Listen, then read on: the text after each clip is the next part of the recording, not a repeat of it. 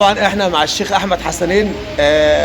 حاجه مشرفه جدا. انا شفت حاجه جميله قوي، الاطفال والكتاب على الشكل القديم لتحفيظ القران. زي ما انتم شايفين احنا في الغردقه. يعني الغردقه مش سياحه بس واجانب بس، لا ده في كتاب على الطريقه القديمه لحفظ القران. زي ما انتم شايفين الاطفال. وبنقول للشيخ احمد حسنين ربنا يعينك ويوفقك يا رب ويجعله في ميزان حسناتك يا رب. وعايزين من حضراتكم بقى اللايك بقى وحاجه كده. انا فرحت والله العظيم لما شفت الموضوع ده، وان شاء الله ربنا يجعله خير ويجعل الخير في اهل مصر والعرب والمسلمين يا رب ان شاء الله جميعا. يا ريت دعمكم للفيديو ده بالذات يعني بعد اذنكم يعني.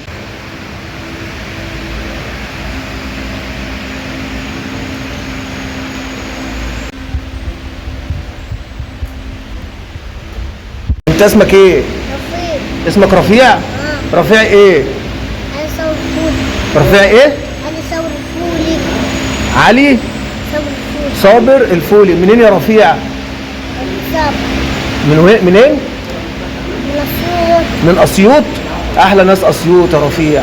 واحلى رفيع. انت بتحفظ القران هنا مع الشيخ احمد حسنين؟ انت جاي مع الشباب هنا؟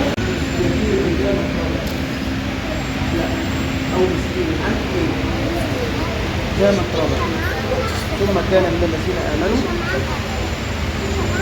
من الذين آمنوا وتواصوا بالصبر وتواصوا بالمرحمة.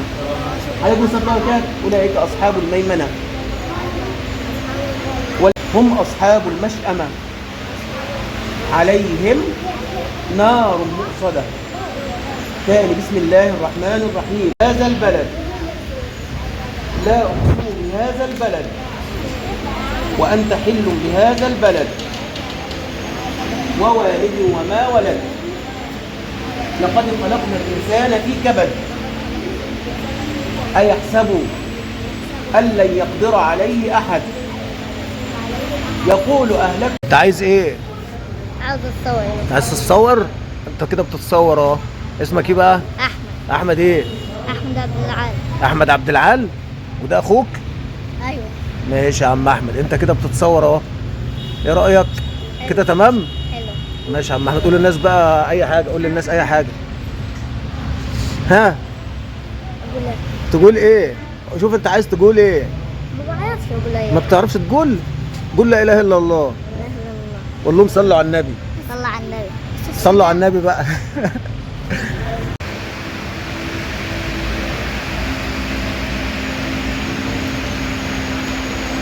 هذا البلد لا أقسم بهذا البلد وأنت حل بهذا البلد ووالد وما ولد لقد خلقنا الإنسان في كبد